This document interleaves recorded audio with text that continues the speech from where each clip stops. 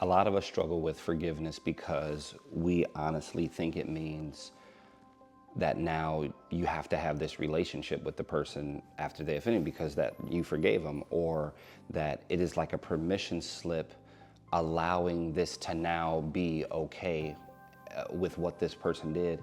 And that couldn't be any further from the truth. And unfortunately, forgiveness has been used as a weapon for many people in many relationships to come back into your life, do the same thing again, manipulate you, gaslight you. And forgiveness has always been one thing: freedom.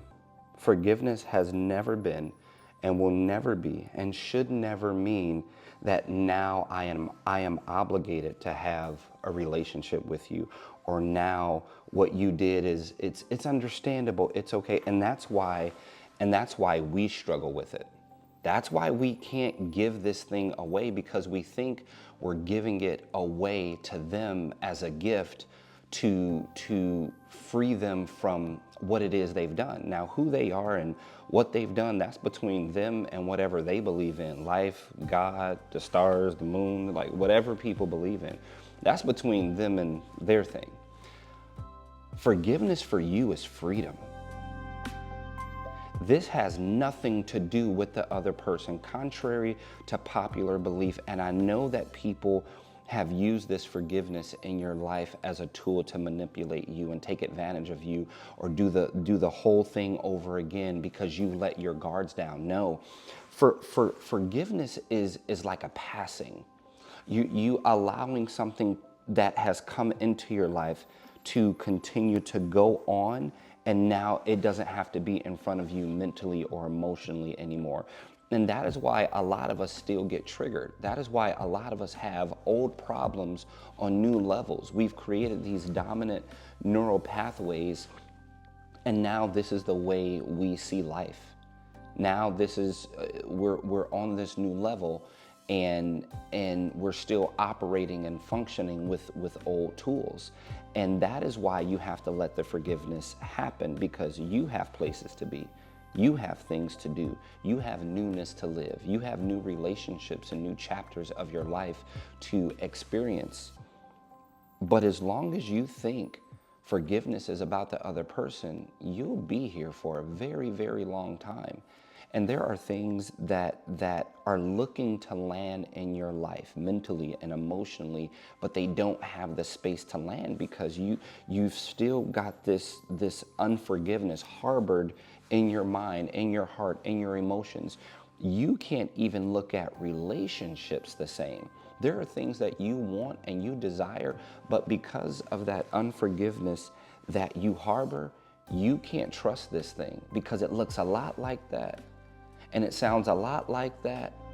And all things, no matter what our trauma tells us, all things cannot be the same. It's not possible. So now what we have is a feeling and a fact. And the truth of the matter is this: your feeling about unforgiveness is a very real feeling, but your feeling about unforgiveness isn't a fact. And there's a difference between the two. Your feelings are very real to you, but your feelings aren't very factual. So let's jump into it. I know for a fact that you can remember that time, that day, that moment. I know you know what the temperature was outside. I know you know what you had to eat that day. And I know you can think of this moment that is rooted in your mind and your heart and your emotions, and it has gotten into the DNA of who you are.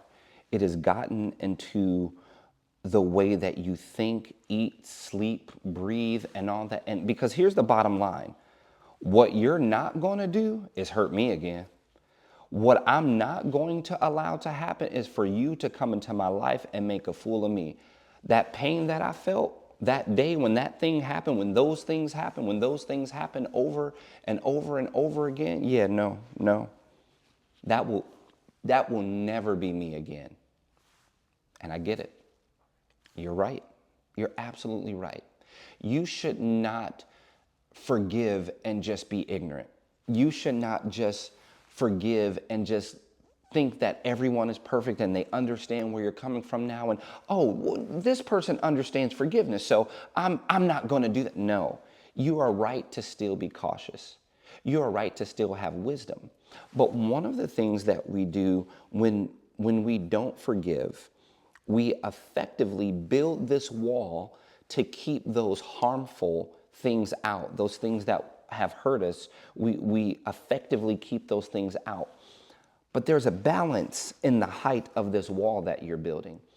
And you don't want to be ignorant and just have this wall so low to where anybody can just come into your life and run amok through it and tell you whatever they want. No, no, no.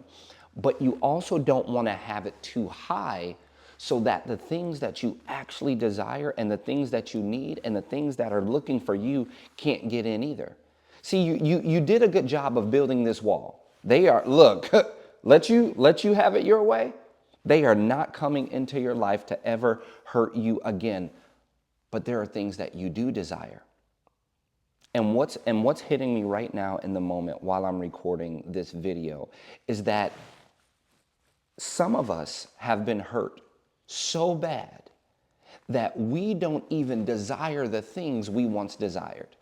If me receiving what I desire means I run the risk of feeling that or running into that or having that happen to me again, no, I'm cool. I'm cool.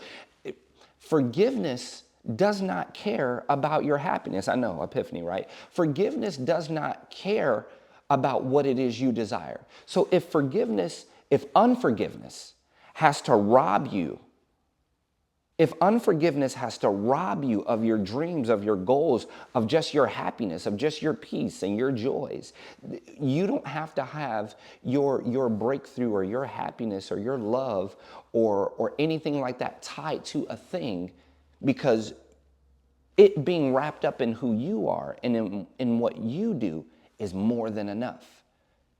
And unforgiveness does not care. Unforgiveness does not care what family memories it steals from you, from new job opportunities, from new entrepreneurial opportunities, from new love life and relationship opportunities, from relocating and living somewhere completely differently geographically in the world. Because I know you watching this video, I know you have these dreams. I know you have these goals. I know you have these desires. And even if it's not what I listed, whatever it is for you, unforgiveness doesn't care if you let that go. Unforgiveness sleeps like a baby every single night, not caring about the relationships that it has harmed, the minds that it has broken, the hearts that it is torn. Unforgiveness does not care. And if unforgiveness isn't going to care, I'm going to need you to. I'm going to need you to care. And I understand that it may be less of a risk and less exhausting to actually believe and dream and do all these things again. But there's a way to do it with health. And many of us think we have to make decisions because they're easy, and we stay away from decisions because they're hard.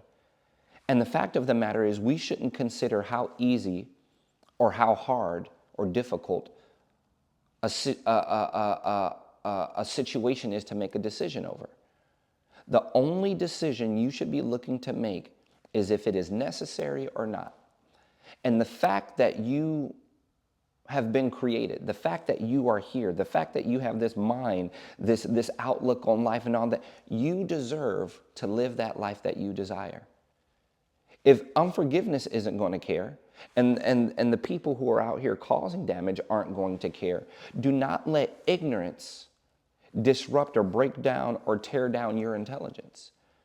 You deserve to live this life. You deserve to be happy. You deserve to, and I know the risk that comes with it.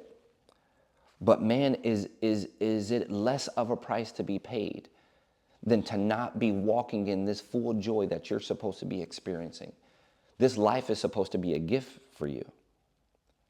And what you desire and what you want out of life doesn't have to look like what everybody else wants and what everybody else desires. You are allowed to have your happiness written up and described and defined exactly the way you want it. And if we do not forgive, we will never get there. There are people that need to see you win. And you might have toned down your life a little bit so you're not as expressive, or you're not as outspoken or outgoing. Your kids see that. There are opportunities that are coming up, that are rising, but you know for a fact that to take advantage of that opportunity, you would have to open up a little bit. You would have to trust somebody that looks like and sounds like that last person that did that last thing to you. So we're sacrificing things that desire us and things that we desire, all because of unforgiveness. Forgiveness does not mean that a relationship is now required. Forgiveness does not mean that now who they are or what they did or what they said is now okay. Forgiveness means this and only this. I give this permission to no longer be in front of my mind and my heart. I give this permission to not be a common denominator in the decisions that I make for my life. I give this permission to now leave me, because not only am I not where I was when that happened to me, but I'm no longer who I was when that happened to me. Because when these things happen, they try to redefine who we are. They try to reconfigure our DNA or our peace or our joy or our happiness. See, if you were more valuable, this would have never happened to you. And maybe you're not smart enough, and maybe you did deserve this, and maybe no. It will try to redefine your identity. You are now giving this permission to be where it was, and you no longer be there with it. We're not finding comfort in pain. We're not figuring out a way to make this pain or this lack or this breakdown. We're not doing that anymore. So whoever it is, whatever it is, I ask you to do this. Finally let this person, this thing, or this situation go. Not because it was right, not because they deserve a relationship with you or you desire a relationship with them, and not because now all is well, but because you are setting a boundary for what determines the trajectory and the pathway of your life. And unforgiveness is not one of those things. We will give people the benefit of the doubt. And every time you prove me right or wrong, I'm going to treat you as such. Not to get even with you, not to get back at you, not to show people that you're not going to walk over me and treat. No.